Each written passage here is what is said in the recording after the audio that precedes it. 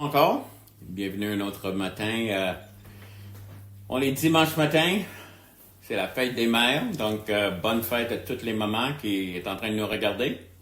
Et que Dieu vous continue de vous bénir, toi, les enfants, ton mari. Je sais que quelques-uns, c'est plus complexe que ça, mais que tu sois béni. Mais on est toujours dans le livre de Corinthiens. Et on est rendu dans le chapitre 3. Le grand discours qu'on a, c'est sur quoi qu'on base pour prendre des décisions. Donc, c'est ça que Paul est en train de parler. Puis, c'est tellement important à cause de l'importance de ce que Dieu veut faire. Et on va voir cette importance aujourd'hui. Et, mais il y avait une manière qui résonnait, le base de leur raisonnement. On l'a vu la semaine dernière, puis je vais le répéter ce matin, parce que c'est tellement important, que c'était pas, pourquoi est-ce qu'il raisonnait de même? Il y avait une raison très claire pourquoi le base de leur raisonnement n'était pas bon.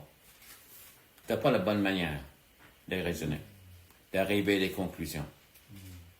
Donc, on va le lire à partir de verset 16, Margie, jusqu'à 23. 1 Corinthiens 3, 16 jusqu'à 23. Ne savez-vous pas que vous êtes le temple de Dieu et que l'Esprit de Dieu habite en vous? Si quelqu'un détruit le temple de Dieu, Dieu le détruira, car le temple de Dieu est saint, et c'est ce que vous êtes. Que nul ne s'abuse lui-même. Si quelqu'un parmi vous pense être sage selon ce siècle, qu'il devienne fou, afin de devenir sage. Car la sagesse de ce monde est une folie devant Dieu. Aussi est-il écrit, il prend les sages dans leur ruse, et encore, le Seigneur connaît les pensées des sages. Il sait qu'elles sont vaines. Que personne donc ne mette sa gloire dans les hommes, car tout est à vous. Soit Paul, soit Apollos, soit Céphas, soit le monde, soit la vie, soit la mort, soit les choses présentes, soit les choses à venir. Tout est à vous, et vous êtes à Christ, et Christ est à Dieu. Seigneur, encore, merci. Grandeur, profondeur, les paroles souvent nous dépassent, mais que tu es en train de clarifier des choses. Des choses que peut-être l'œil n'a pas vues, l'oreille n'a pas entendues, et ça n'a jamais monté le cœur de l'homme. Mais ces vérités, tu es en train de les partager avec nous, les simples mortels. Mais nous sommes tes enfants, et nous avons été transformés de le royaume de noirceur à la lumière. Et dans cette lumière, tu nous éclaires. Merci, Jésus. Aide-moi à juste transmettre tout ce que tu voudras nous dire aujourd'hui. C'est tellement excitant, Seigneur, de comprendre. Amen. Je vous ai dit tantôt que je veux vraiment, premièrement, ils sont en train de raisonner d'une certaine façon, mais il y a une raison de base. Pourquoi? Et je demandais à Glenn de lire le verset 1 et 2 du chapitre 3.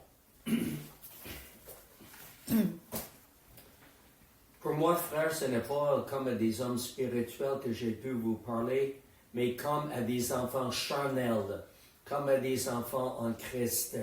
Je vous ai donné du lait, non de la nourriture solide, car vous ne pouviez pas la supporter et vous ne pouvez pas, même pas à présent, parce que vous êtes encore charnels. Donc, il est en train de dire, voici le plus grand problème que tu as. C'est pas le raisonnement, mais la base de pourquoi tu es en train de raisonner de même. Yeah. Parce que c'est encore dans la chair. Mais moi, je suis le centre.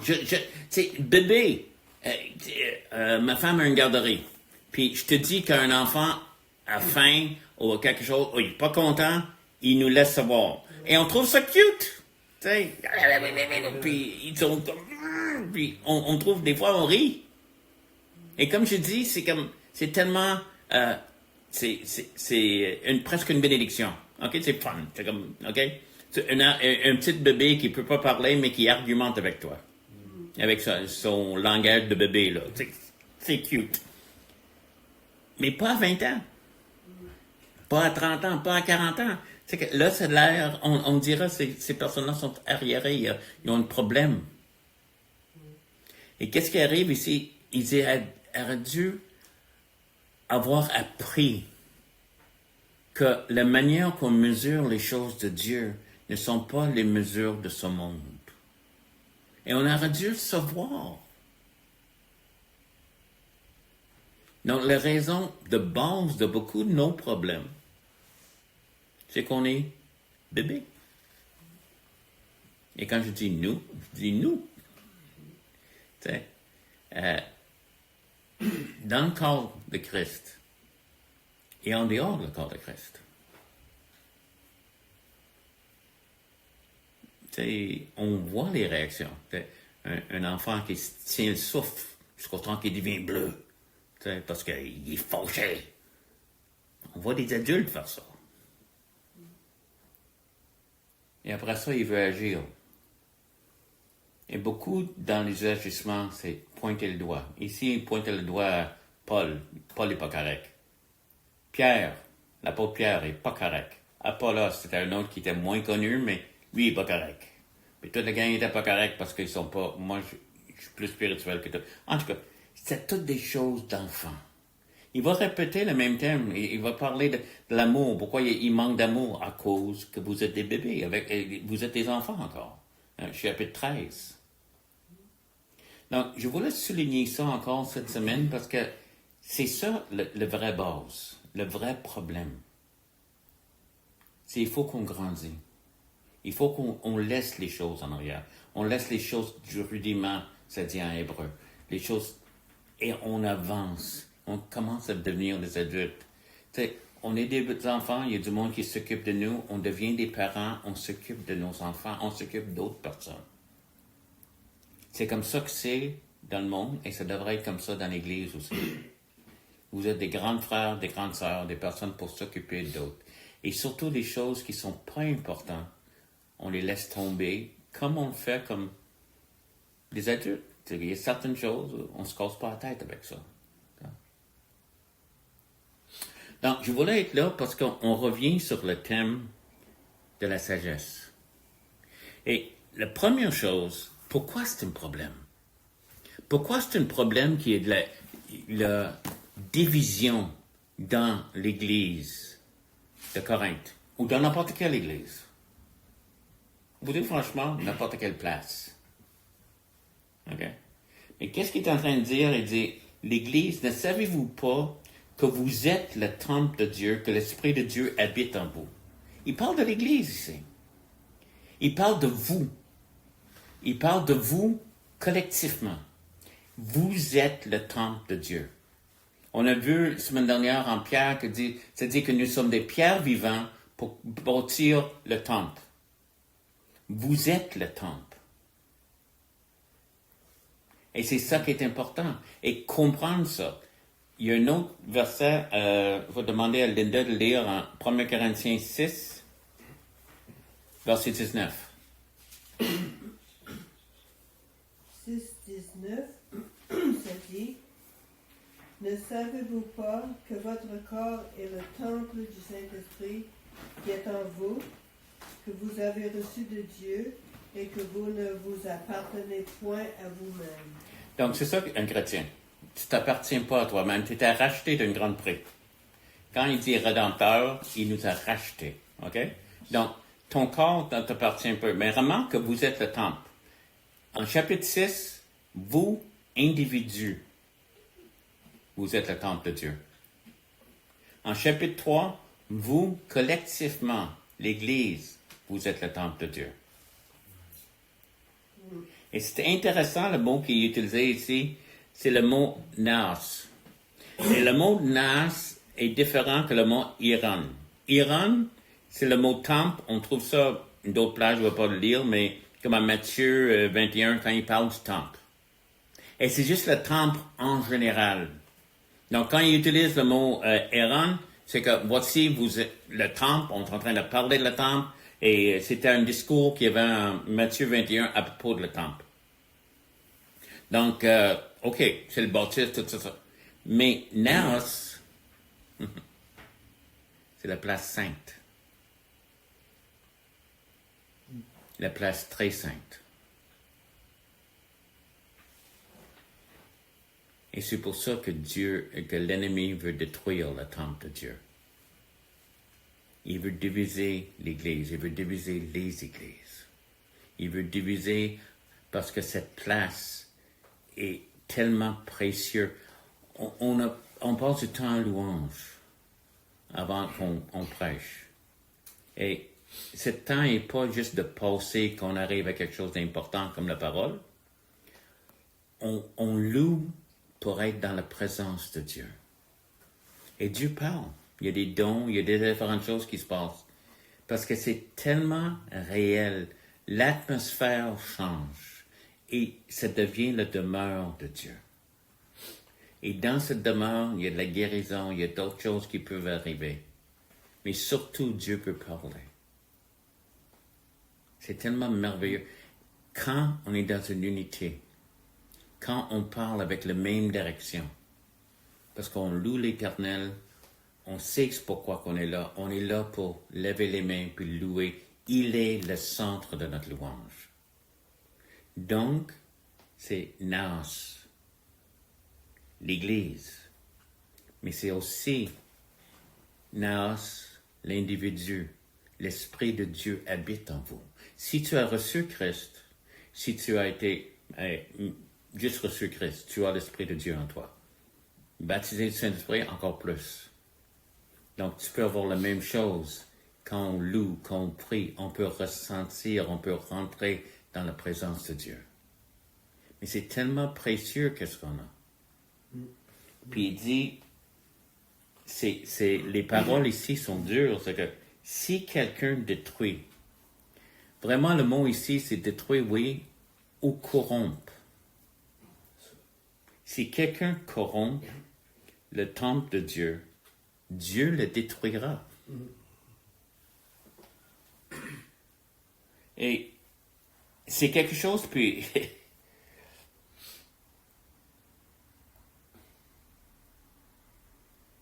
Comment est-ce qu'on peut corrompre le temple de Dieu? Comment est-ce qu'on devient corrompu n'importe où? C'est par les choses qui rentrent. C'est par les choses qu'on est enseignées. C'est par les choses qu'on apprend. Je vais parler de quelque chose...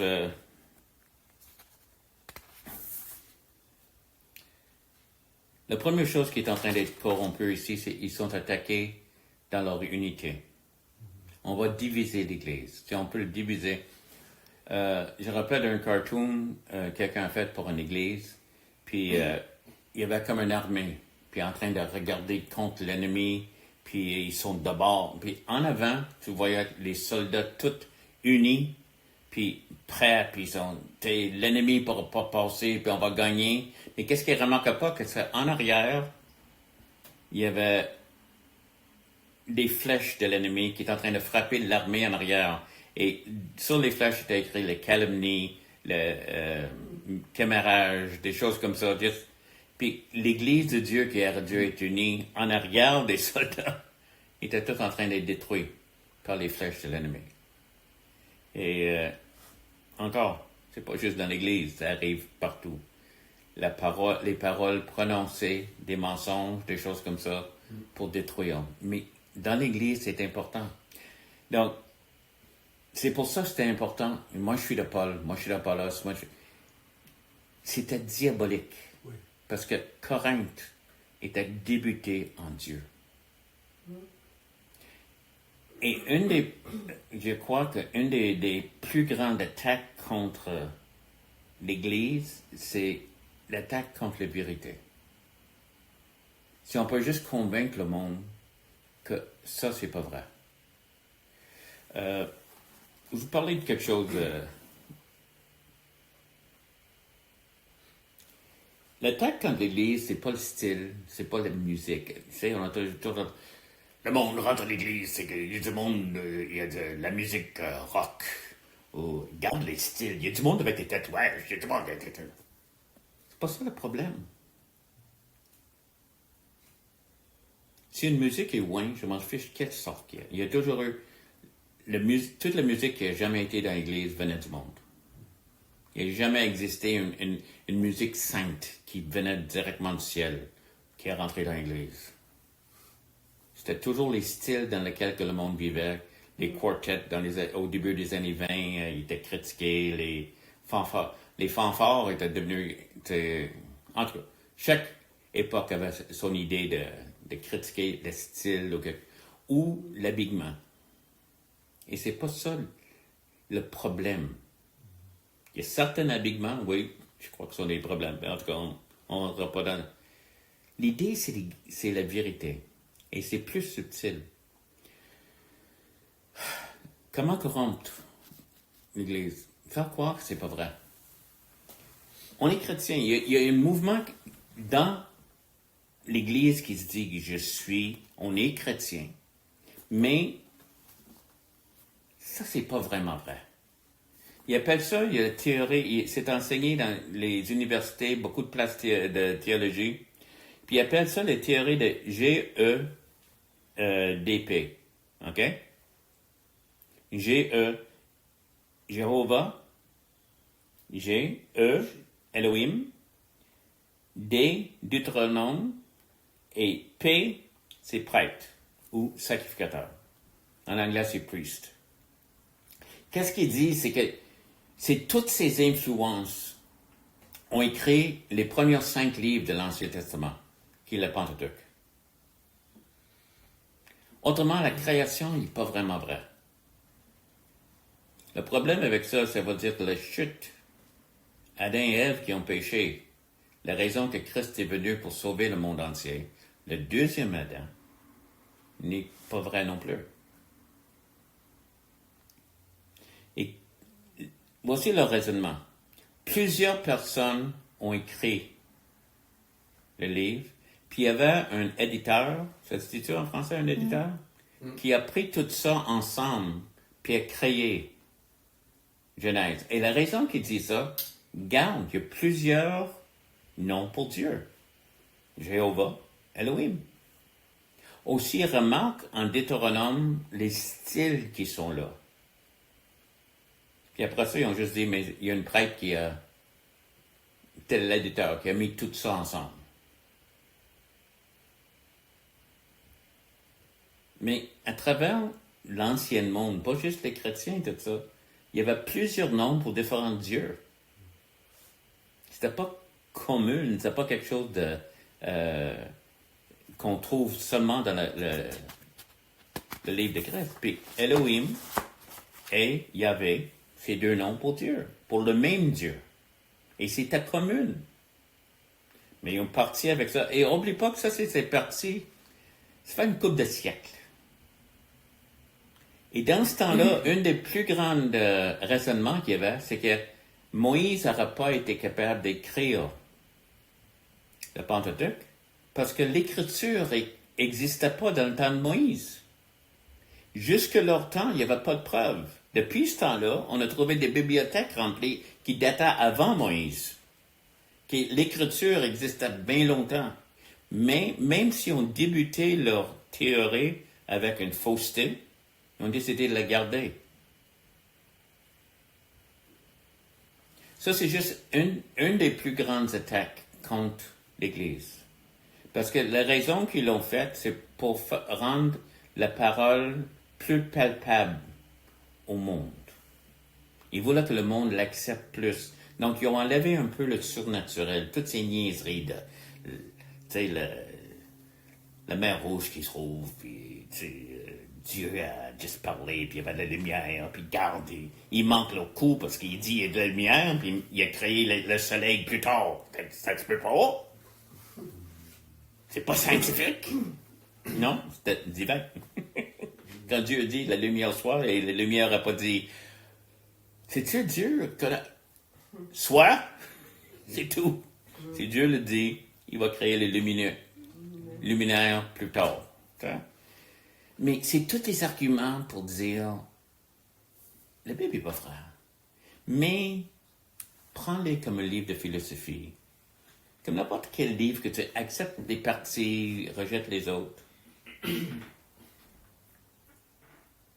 Si quelqu'un corrompt le temple de Dieu, et la manière qu'on corrompt, c'est dans les paroles. Oui, il y avait des pratiques, mais les pratiques étaient causées par un manque de vérité. Cette corruption a agi à travers les siècles. Ça agit encore. J'ai rencontré des gens, puis j'étais sur un comité d'un groupe, puis les gens qui étaient assis autour de la table étaient certains de ça. Comme GEPD, puis j'ai pas argumenté avec eux, on était là pour une autre raison. Mais je savais que moi j'avais raison, eux autres ils avaient tort. Donc, autant que je sais ça, je suis correct, hein? Non, pas vraiment. Mais quand on regarde le problème qu'ils ont ici, ça vient de la même chose. Qu'est-ce que je te parle là? C'est une base dans le monde chrétien, dans des églises chrétiennes, basée sur des conclusions mondaines. Et qu'est-ce qu'il dit? Que nul se buse lui-même. Si quelqu'un parmi vous pense être sage selon ce siècle, qu'il devient fou afin de devenir sage. Donc, leur raisonnement, c'est que, regarde, ils vont penser qu'ils sont une gang de fous. On a tout changé ça afin qu'ils nous acceptent. Eux. Puis là, il continue, il dit, la sagesse de ce monde est une folie devant Dieu. Et si tu veux adapter les choses qui sont dans la parole de Dieu pour que le monde l'accepte, premièrement, le monde a besoin non de l'accepter, non de juste croire que Dieu existe, mais croire qu'il est mort, que Christ est mort, croire qu'il peut agir pour eux, qu'il peut transformer des vies, qu'il peut libérer, qu'il peut guérir. Il y a tellement de choses actives que Dieu veut faire. Mais quand on veut compromettre des choses, comme toute cette chose-là qui est enseignée dans les universités, aujourd'hui, dans la théologie, je veux être préparé pour le ministère et il m'enseigne des choses comme ça. C'était tellement compliqué leur affaire. C'est comme, il disait, il y avait 4 personnes, puis dans un seul phrase, il y avait 4 personnes qui l'ont écrit. Ça faisait pas de sens. Et souvent, quand le monde lisait selon la manière que les autres disaient, tout le... il y avait pas de suivi là-dedans. Il n'y avait pas de raison. Ça faisait pas de sens de qu'est-ce qu'il est en train de dire. Mais il continue à le faire. Comme une folie.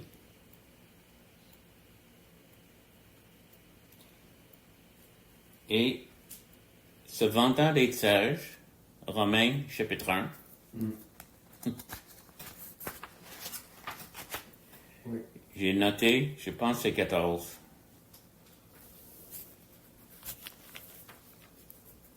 Ils sont devenus fous. Et c'est ça qu'il est en train de dire ici. Remarque, le base, t'es bébé. Étant bébé, tu acceptes n'importe quelle chose qui passe.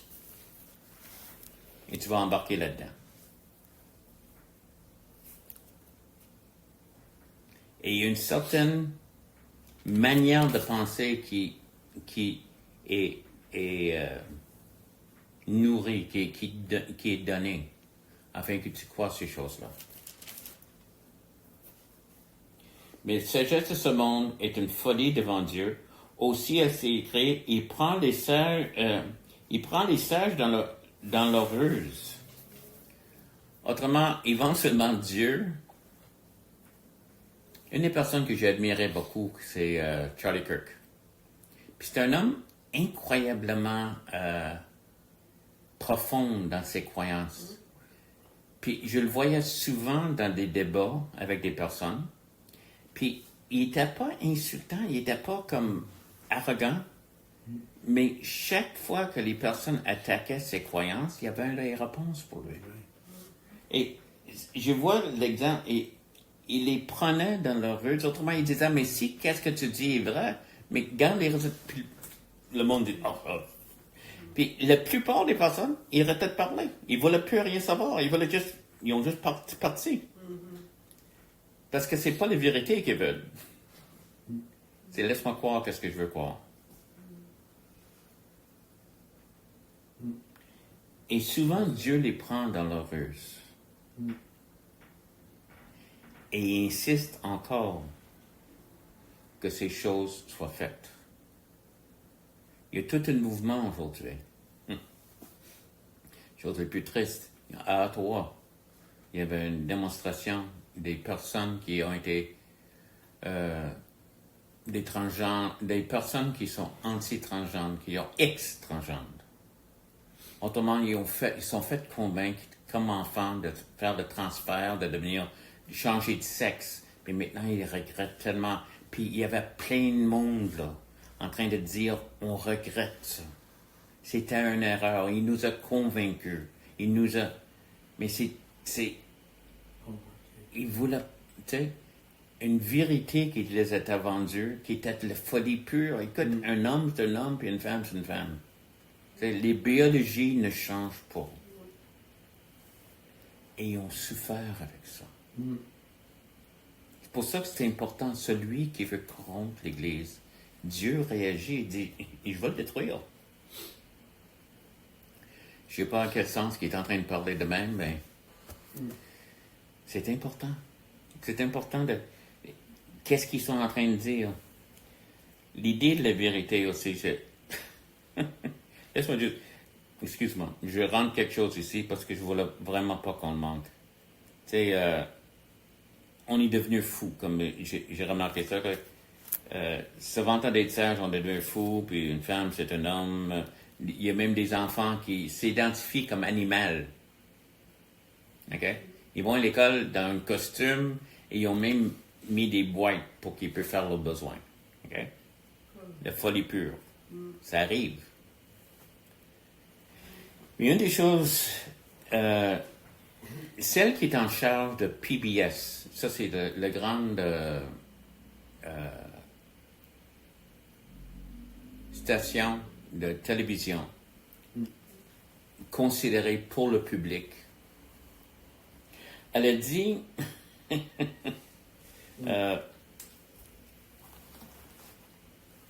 je vais le lire en anglais et je veux que Margie me traduise. OK? A reverence for the truth. Notre... Maybe you do better. Une révérence pour la vérité. Ouais. OK, notre révérence pour la vérité est devenue une distraction afin de trouver un consensus.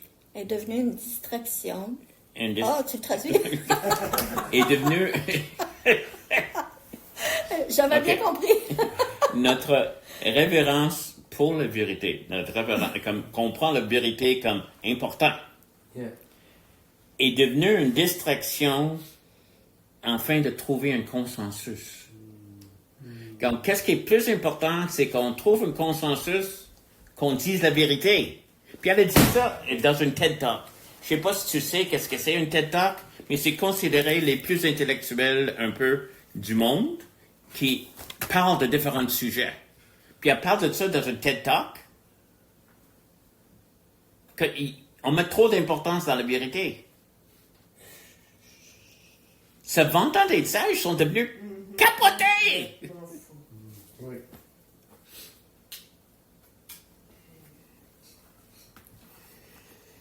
OK.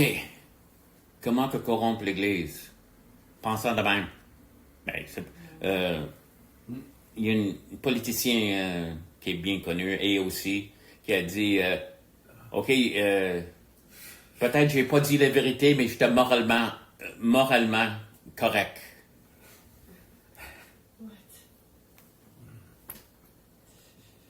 OK. Dans l'Église, je suis de Paul, moi je suis de... Tu sais, on est en train de dire ces gars-là sont pas corrects. Et j'ai pas de base pour ça.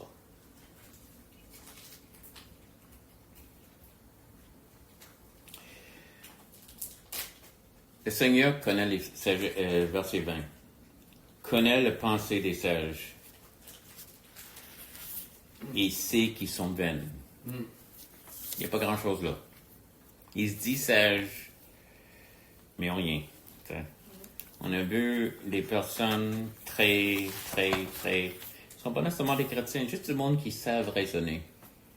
Et c'est incroyable comment ils soulignent la vanité des vanités, comme Salomon les appelle. C'est juste.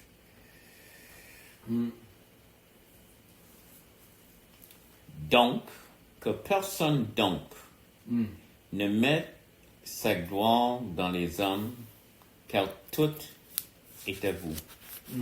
On n'a pas des vedettes chrétiennes. Oui, je peux respecter, et j'ai des hommes que je respecte beaucoup. Je rappelle, durant les années 80, il y avait des grands scandales. Il y avait des personnes comme Jim Baker, puis d'autres qui ont tombé. Puis du monde qui est venu me voir, puis dire, mais qu'est-ce que tu vas faire? Parce que j'ai cité Jim Baker dans quelques-uns de mes prêches. Je ne ferai rien. Qu'est-ce qu'il avait dit, c'était vrai? Et j'ai jamais suivi Jim Baker. Quand j'étais d'accord avec lui, j'étais d'accord avec lui.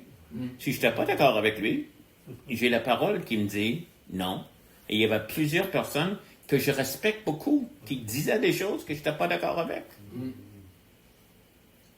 Parce que, premièrement, ces personnes-là ne sont pas sur une pédestal. Ça dit en français, pédestal? Je ne l'ai pas mis dans une place de... Mais ceux qui je les respecte, je peux pas dire, mais non, je les rejette pas, mais premièrement, Seigneur me parle de la parole et je reçois de ces hommes et je crois que qu'est-ce qu'ils sont en train de dire. Premièrement, si j'ai pas de raison de croire que c'est pas vrai, je vais le croire, mais je vais vérifier. La noblesse avérée dans les actes. La noblesse, c'était, ils vérifiaient les Écritures à chaque jour pour voir si ce qu'on leur disait était vrai. Et Paul, qui prêchait, était fier d'eux parce qu'il faisait ça. Chacun de nous, nous sommes appelés de vérifier qu'est-ce qui est en train d'être dit. OK? Et que ce soit moi ou n'importe qui. Mais regarde comment ça finit. Car tout est à vous, soit Paul, soit Apollos, soit Céphas. Donc, ils sont à nous. Pourquoi? Parce que nous sommes le corps de Christ. Et chaque personne nous appartient, on les appartient, on est intégrés, on va ensemble.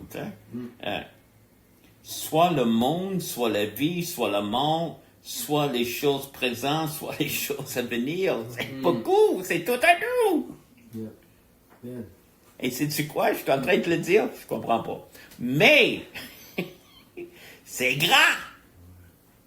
C'est ça qui est meilleur. Et comme assez de capter ça avec ce petit raisonnement humain, et ça nous dépasse.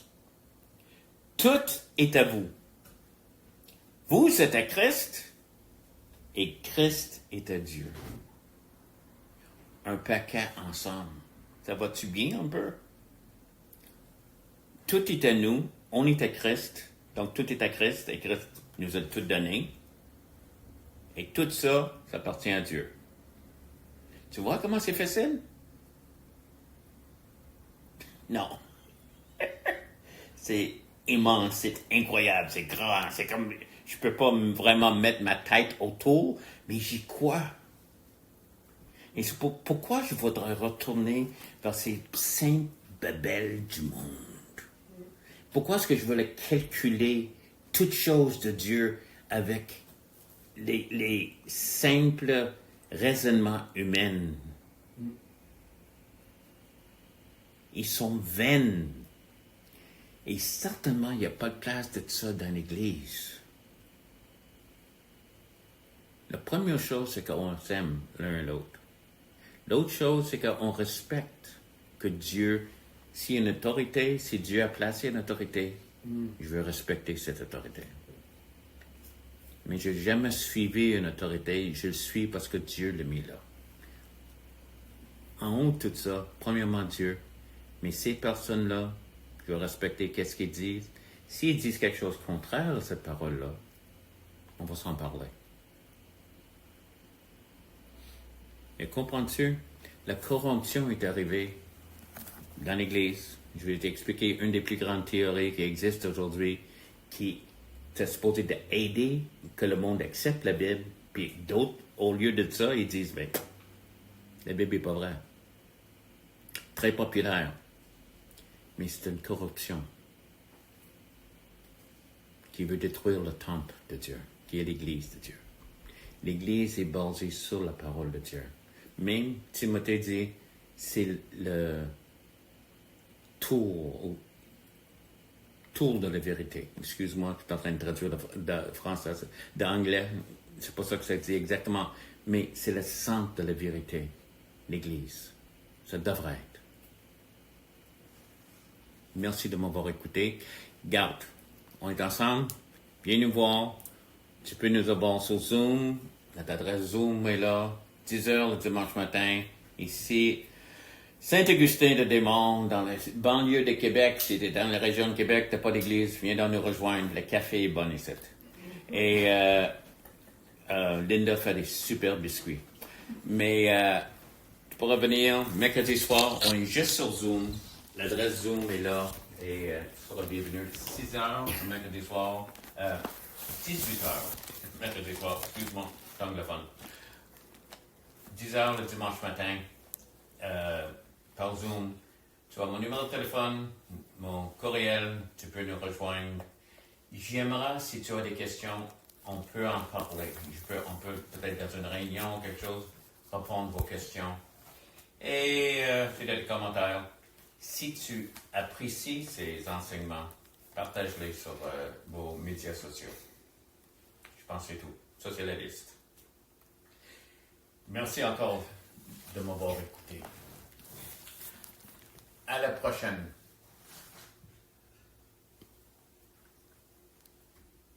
Recording stopped. OK.